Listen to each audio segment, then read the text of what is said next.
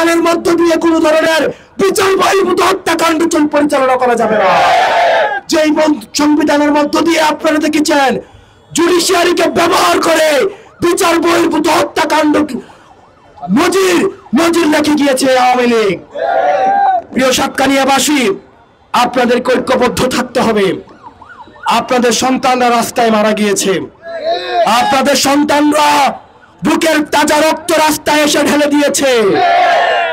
তাদের এমপি হওয়ার খায়েশ ছিল না, তাদের কোনো ক্ষমতার খায়েশ ছিল না।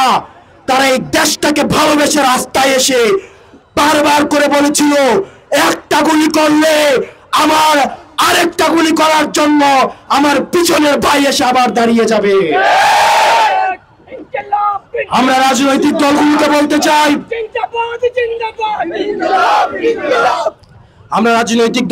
বলতে চাই, আপনারা অভিজ্ঞতা সম্পন্ন, আপনাদের লড়াই সংগ্রামের ইতিহাস রয়েছে, আপনাদের জেল জুলুমের ইতিহাস রয়েছে, নির্যাতন নিপীড়নের মধ্য দিয়ে আপনারা গিয়েছেন।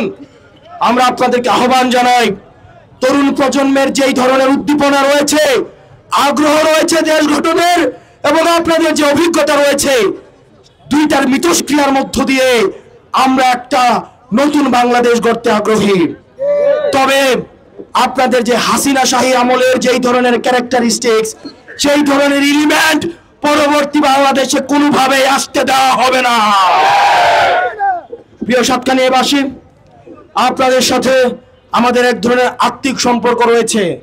আমরা দেখেছি যখনই এই দেশ সংকটাপন্ন সময়ের মধ্যে পড়েছে, এই বীর চট্টলাবাসী সব সময়ে দুর্গ হিসেবে জাতির সামনে এসে দাঁড়িয়েছে।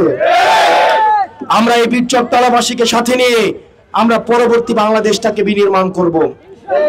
আমাদের এই বাংলাদেশ,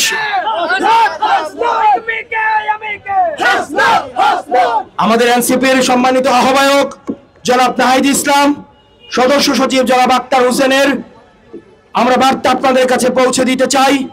আমরা একই সাথে আমরা সংবিধানের মৌলিক সংস্কার চাই, এবং আগামী নির্বাচনে আমরা এই সংবিধান সংশোধনের জন্য একই সাথে আইনসভার নির্বাচন এবং গণপরিষদের নির্বাচন একই সাথে আমরা চাই। কারণ সংবিধানের মূল ভিত্তি পরিবর্তনের জন্য গণপরিষদের কোনো বিকল্প নেই। সেজন্য আমরা চাই না অতীতে 17টা সংশোধনী করে আওয়ামী লীগ বিভিন্ন সময়ে সংবিধানটাকে নিজের মতো করে নিয়েছে। আমরা চাই সবার মতামতের ভিত্তিতে গণপরিষদের মাধ্যমে এই সংবিধান সংস্কার হয়ে, আমরা চাই একই সাথে আইনসভাও হোক। একই সাথে আমাদের একটা হয়তো ভুল ধারণা রয়েছে, অনেকে ভাবতে পারে এনসিপি 2টা নির্বাচন চাচ্ছে। আমরা 2টা নির্বাচন চাচ্ছি না, আমরা একটা নির্বাচনই চাচ্ছি। কিন্তু একটা নির্বাচনই একটা সংসদ সদস্যকে 2 ধরনের স্ট্যাটাস দেওয়ার কথা বলছি, 2 ধরনের দায়িত্ব দেওয়ার কথা বলছি। এক ধরনের দায়িত্ব উনি সংবিধান সংশোধন করতে পারবেন, আরেক ধরনের দায়িত্ব উনি একটা রুটিন সংসদ সদস্যের দায়িত্ব পালন করবেন। প্রিয় সাতকানিয়াবাসী, আপনাদের সন্তান আমরা, কারো নাতির বয়সী, কারো সন্তানের বয়সী, কারোর ভাতিজার বয়সী, আপনাদের ভাইয়ের বয়সী আমরা। আপনাদের অনেকের রাজনৈতিক জীবনের সমানও আমাদের বয়সও না। আমরা ভুল করতে পারি, আমাদের ভুল হবে, কিন্তু বাংলাদেশ পন্থা, বাংলাদেশের বিরুদ্ধে গিয়ে যদি কেউ এই বাংলাদেশের রাজনীতি করতে চায়, আমরা তাকে কোনোভাবেই আর স্পেস দিব না। আমরা যখনই কোনো ভুল করব, আপনারা আমাদেরকে সংশোধন করে দিবেন। আমরা আমাদের এইখানে বাংলাদেশে নানা মতের মানুষ থাকবে, নানা পথের মানুষ থাকবে, নানা ধর্মের মানুষ থাকবে, নানা বর্ণের মানুষ থাকবে। আমরা সবাইকে একসাথে নিয়ে আমরা সাম্প্রদায়িক সম্প্রীতির বাংলাদেশ গড়ে তুলব। হাসিনার সময়ে হাসিনা আমাদেরকে বিভাজিত করেছে, হিন্দু মুসলমান বিভাজিত করেছে, হিন্দুদের সম্পদ দখল করেছে। আমরা দেখেছি মন্দির ভাঙচুর করেছে। আমরা দেখেছি আমাদের মধ্যে যেই আমাদের হিন্দু ভাইদের সাথে আমাদের যে হৃদ্যতাপূর্ণ সম্পর্ক রয়েছে, আমাদের যে ঐতিহাসিক দায়ের সম্পর্ক রয়েছে, দরদের সম্পর্ক রয়েছে, সেই জায়গাগুলো বিভাজিত করে আমাদেরকে মুখোমুখি দাঁড় করিয়ে দেওয়ার চেষ্টা করা হয়েছে। কিন্তু আপনারা বাংলাদেশের যারা নাগরিক রয়েছেন, আপনারা দায়িত্বশীলতার পরিচয় দিয়েছেন। আপনাদের সাতকানিয়া লোহাগাড়ার সন্তান আলিফের যখন শহীদ করা হয়, তখন আপনারা চাইলে সেটা নেতিবাচক প্রতিক্রিয়া দেখাতে পারতেন, কিন্তু আপনারা চরম ধৈর্যের পরিচয় দিয়েছেন, বাংলাদেশ পন্থার পরিচয় দিয়েছেন, দায়িত্বশীলতার পরিচয় দিয়েছেন।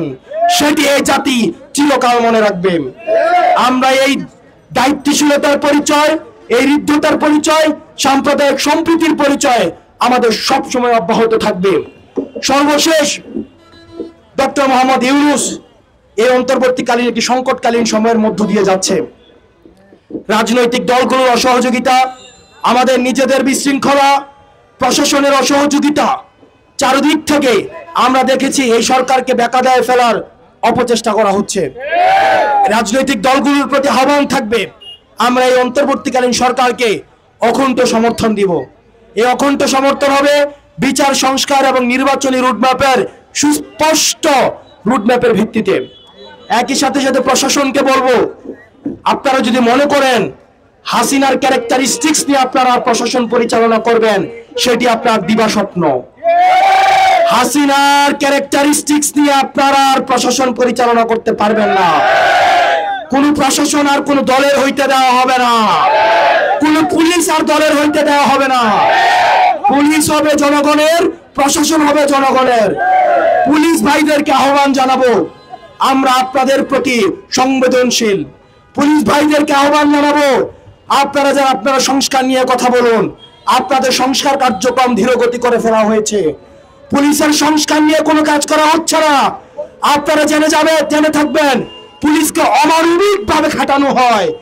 তাদের নির্দিষ্ট কোনো কর্মঘণ্টা নেই, পুলিশের নির্দিষ্ট কোনো প্রমোশনের কোনো সিস্টেম নেই। পুলিশকে সব সময় রাজনৈতিক দল নিয়ন্ত্রণ করে।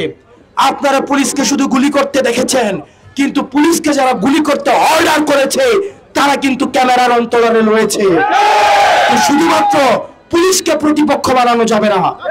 পুলিশকে যারা ব্যবহার করেছে, পুলিশকে যারা লাঠিয়াল হিসেবে ব্যবহার করেছে, পুলিশকে যারা জনগণের বন্ধু হতে দেয় নাই, তাদেরকে আমাদের প্রশ্নবিদ্ধ করতে হবে, তাদেরকে কাঠগড়ায় দাঁড়াতে হবে।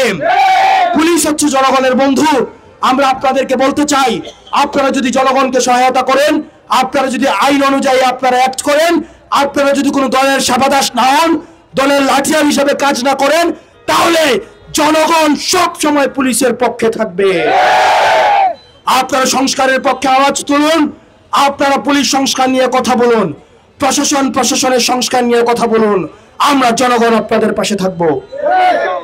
আপনারা সবাই ভালো থাকবেন, সুস্থ থাকবেন।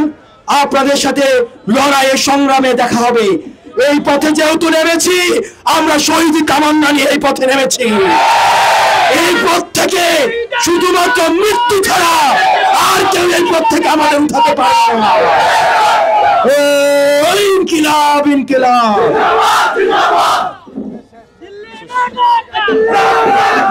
সম্মানিত উপস্থিতি, আজকে এই পর্যায়ে আমরা আমাদের এখানকার